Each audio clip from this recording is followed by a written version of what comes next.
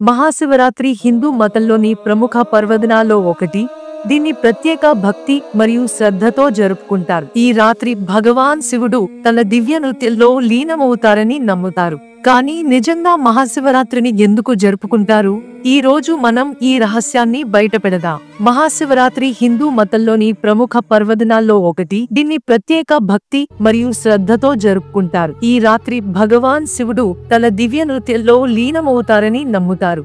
కానీ నిజంగా మహాశివరాత్రిని ఎందుకు జరుపుకుంటారు? ఈ రోజు మనం ఈ రహస్యాన్ని బయటపెడదాం. ఈ కథమాత సతీ తన ఆత్మత్యాగం చేసిన సమయానికి చెందినది. ఈ సంఘటన భగవాన్ శివుడిని తీవ్ర దుఃఖంలో నెట్టివేసింది మరియు ఆయన ప్రపంచం నుండి దూరంగా వెళ్లి ధ్యానంలో మునిగిపోయారు. కొంతకాలం తర్వాత కైలాష్ పర్వతానికి తిరిగి వచ్చారు. అదే సమయంలో తారకాసుర అనే రాక్షసుడు భగవాన్ శివుడు తన గృహస్థ జీవితం విడిచిపెట్టారని తెలుసుకున్నాడు. ఈ అవకాశాన్ని సద్వినియోగం చేసుకోవడానికి అతను బ్రహ్మదేవుని గాఢమైన తపస్సు చేశాడు మరియు శివుని కుమారుడిచే మాత్రమే తన మరణం జరగాలని వరంగా కోరుకున్నాడు. బ్రహ్మదేవుడు ఈ వరాన్ని అనుగ్రహించగా తారకాసురుడు శక్తివంతమై బ్రహ్మాండాన్ని భయపెట్టడం ప్రారంభించాడు. ఇక హిమవంతుడు మరియు రాణి మేనావతికి కలిగిన కుమార్తె పార్వతి శక్తి స్వరూపిణిగా పరిగణించబడతారు. చిన్ననాటి నుండి భగవాన్ శివుడిపై ఆమెకు అపార భక్తి ఉండేది. ఆమె ప్రార్థనలు కైలాష్ పర్వతం దాకా వినిపించేవి. ఈ భక్తిని చూసి భగవాన్ శివుడు తన కళ్ళు తెరిచారు. భగవాన్ శివునికి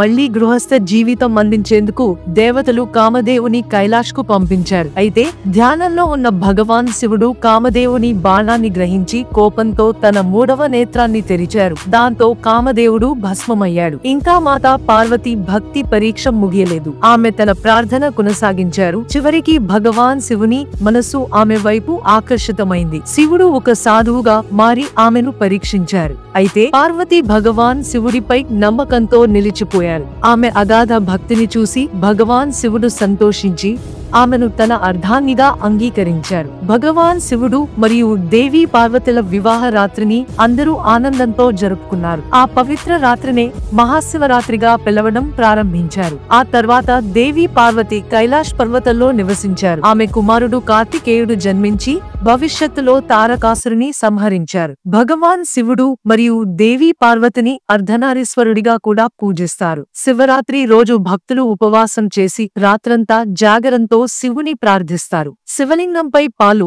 తేనె మరియు కొబ్బరి సమర్పించి భగవాన్ శివుని ఆశీర్వాదం పొందుతారు. ఈ పర్వదినం ఆధ్యాత్మిక పురోగతి మరియు ధన్యతను సూచిస్తుంది. మీకు మహాశివరాత్రి యొక్క ఈ పవిత్ర కథ నచ్చిందని ఆశిస్తున్నాము. మీ కుటుంబ సభ్యులు మరియు మిత్రులతో ఈ వీడియోను పంచుకోండి. తదుపరి వీడియో వరకు ఓం నమః శివాయ జపం కొనసాగించండి.